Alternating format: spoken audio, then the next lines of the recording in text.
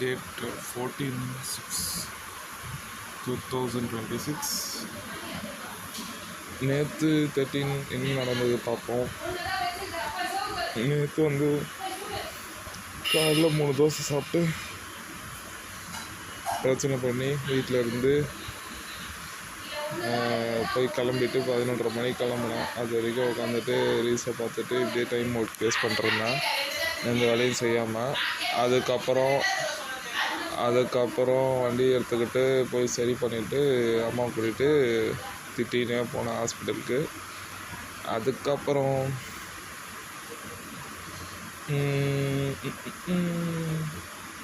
Hospital போனோடனே தாத்தாவை பார்த்தேன். அங்கே அந்த ஃப்ளோர்லேருந்து இந்த ஃப்ளோர் மாற்றணும். கீழே போயிட்டு ஸ்கேன் ரிப்போர்ட் வாங்கலான்னு போனோம் நானும் மாமியும். அங்கே போனால் டெஸ்ட்டே எடுக்கல. மறுபடியும் இன்னொரு நாளைக்கு பண்ணணும்னு சொல்லி அனுப்பிவிட்டாங்க. புலம்பிட்டு அப்புறம் வார்டு ஷிஃப்ட் பண்ணிட்டு ஜென்ரல் வார்டுக்கு மாற்றினாங்க. அங்கே போயிட்டு ஒரு டென்ஷன் ஆகிட்டே இருக்கார். அதுதான் பிரச்சனை. எல்லாத்துக்கும் பரபரப்பு. நாளுக்கு பிறகு பரபரப்பாகவே இருந்தால் இவ்வளோ காசானு 500 ரூபாய்க்கு கூட ஐயோ அம்மானு கதறாரு. அதுக்கப்புறம் சாப்பிடவே இல்லை. 3:40 4 மணிக்கு தான் போயிட்டு அம்மா உணவகத்தில் போய் சாப்பிட்டேன். 10 ரூபா கொடுத்து சாம்பார் சாதம் 1, லெமன் சாதம் 1ன்னு. அப்புறம் அவங்க எடுத்தாந்து கொடுத்தாங்க. மீதி 90 ரூபா கொடுத்தாங்க. அப்புறம் ஒரு பப்பாயா ஜூஸ் குடித்தேன். ஒரு 30 ரூபாய்க்கு 2 லிட்டர் பாட்டில் வாங்கினேன். அப்புறம் இன்னொரு 30 ரூபாய்க்கு சாயந்தரம் நைட்டு வந்துட்டு ஒரு 6 வாழைப்பழம் வாங்கிட்டு போய் கொடுத்தேன். மறுபடியும் அங்கே இங்கே நடந்துக்கிட்டு சும்மாவே உட்காந்துட்டு இருந்தேன். அப்புறம் ஒரு பொண்ணு ஒன்று பார்க்கல. அவங்க வந்து பக்கத்தில் உட்காந்து அழுதுட்டு இருந்தாங்க. ஒரு முஸ்லீம் பொண்ணு ஒன்று. அவங்க அப்பாவுக்கு ஏதோ இந்த யூரினல் போகிற இதெல்லாம் ஏதோ பிரச்சனை. அவங்க அப்பா பொண்ணுக்கிட்டே சொல்லி ஒய்ஃப்கிட்ட சொல்லி அட்மிட் பண்ணி அதெல்லாம் பாவமும் அதெல்லாம் நடந்தது. அந்த பொண்ணு வந்து ரொம்ப உடஞ்சி போயிருந்தாங்க.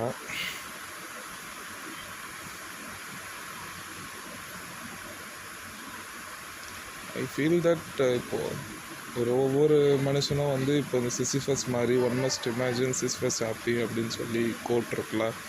அந்த கோட்டில் நம்ம ஏன் இமேஜின் பண்ணணும்? Sisyphus should be happy irrespective of the actions, consequences, fate or anything which comes into making changes in his life. He should be happy. But அதை தான் இங்கே வந்து மறந்துட்டு மக்கள் எல்லோரும் ஒவ்வொரு திசையிலையும் கஷ்டங்களை அனுபவிச்சுட்டு துன்பங்களை அனுபவிச்சுட்டு அழுதுகிட்டு அதுக்கு ஏதாவது ஒரு கோப்பிங் மெக்கானிசமாக ரிலிஜனை எடுத்துக்கிட்டு நம்பிக்கையை வேறு ஒரு இடத்துல செலுத்தி எல்லாத்தையுமே அந்த சிஸ்டமில் இப்படி தான் கண்ட்ரோல் ஆகுது. இதை விட்டுட்டு நடக்கட்டும், எதுவும் கண்ட்ரோலில் இருக்கிறது மட்டும் தான் கண்ட்ரோல் பண்ண முடியும், இல்லாதது எதுவும் பண்ண முடியாதுன்னு சொல்லிட்டு மக்கள் மூவ் ஆன் ஆக மாட்டுறாங்க. ஸ்மைல்ன்ற ஒன்றே வந்து துயர சம்பவத்தில் எதுவுமே இருக்க மாட்டேங்குது. அதே மாதிரி இன்னொரு தாட் என்ன வந்ததுன்னா, ஒரு குழந்தை பிறக்கும் போது எவ்வளோ பேர் சந்தோஷப்படுறாங்க. வலி வேதனையெல்லாம் இருக்குது. ஆனால் கடைசியில் அது ஒரு உயிர் பிறக்குது, சந்தோஷம். மனுஷ உயிர்னால் மேலே, மற்ற ஜென்மெல்லாம் கீழே அப்படின்னு சொல்லிட்டுலாம் கிடையாதுல்ல. அதே மாதிரி ஒரு உயிர் இறக்கும் போது ஏன் யாரும் வந்து சந்தோஷப்பட மாட்டுறாங்க?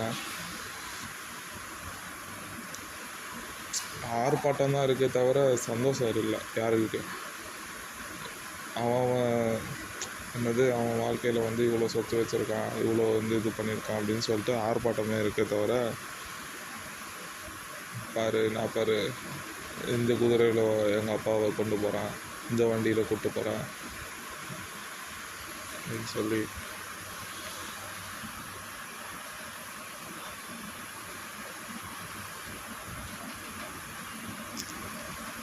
அவனுடைய செல்ஃப் இமேஜும் அந்த நான் வந்து பெரிய ஆள், நான் வந்து ஒஸ்தி அப்படின்னு சொல்லி அவனை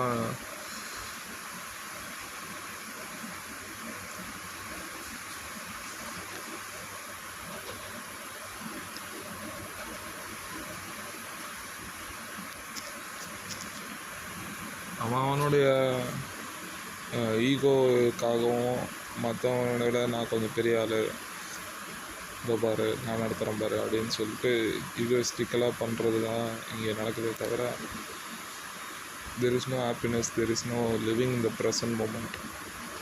காசு இருக்குது பார்த்துக்கலாம், செஞ்சு விடு, இந்த 2 லட்ச ரூபா பிடி, என் சாவு இப்படி தான் இருக்கணும் அப்படின்னு சொல்லிட்டு சாவை கூட இப்படி தான் இருக்கணும்னு சொல்லி மக்கள் பிளான் பண்ணி வச்சுட்டு செத்து போகிறாங்க. உயிர் வரும்போது எவன் பிளான் பண்ணா?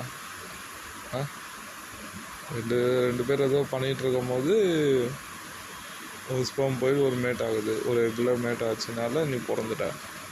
It's a pure accident, it's a pure spark moment. சரி, நெக்ஸஸ் ஈவெண்ட் அது மாதிரி வச்சுக்கோ. நெக்ஸஸ் ஈவெண்ட்டில் இப்போ நீ வந்து you are getting born into this place called earth at the time where like 2003 அது மாதிரி ஒரு டைம் லைனில் நீ இந்த நிமிஷம் பிறக்கிறது கூட இங்கே பிரச்சனை இல்லை. கான்ஷியஸ்னஸ் வந்து அந்த கான்ஷியஸ்னஸை வச்சு நீ உலகத்தை பர்சீவ் பண்ணுற விதத்தில் உனக்கு ஒரு இன்டெலிஜென்ஸ் ஃபார்ம் ஆகுது. அந்த இன்டெலிஜென்ஸ்னால you see things different from others. Like, what do you think of the image which is getting portrayed in the world or things that happen daily in your life?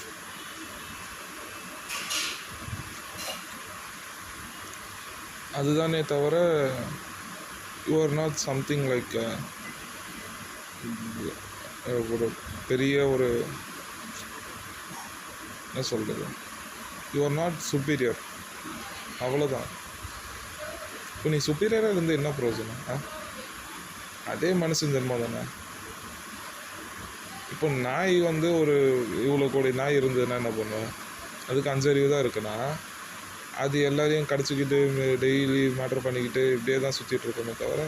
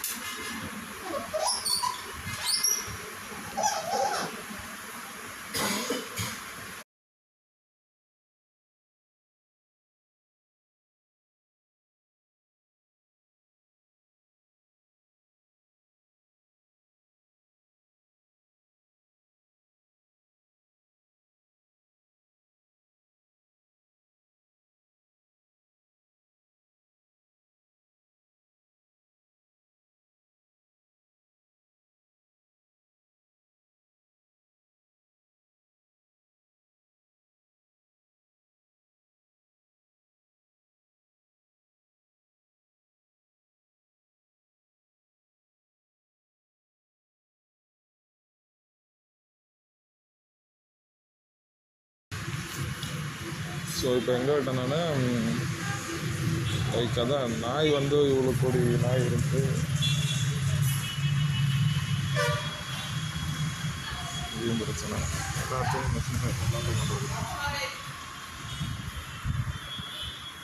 நாய் வந்து இவ்வளோ கோடி நாய் இருந்து மனுஷன் அந்த அளவுக்கு இல்லாமல் இருந்தால் என்ன பண்ணுவாங்க?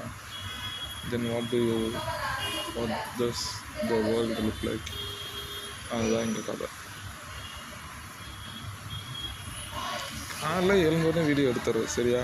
ஏன்னா இங்கே நிறைய பிரச்சனை இருக்குது, நீங்கள் எதுவுமே ஃபோக்கஸே பண்ண முடியல. அப்புறம் நான் வீட்டுக்கு வந்துட்டேன், அதோட முடிஞ்சிச்சு, அவ்வளோதான். நான் நைட்டு வந்து சாப்பிட்டு தூங்கிட்டேன், முடிஞ்சிச்சு. ஓகே, பாய்.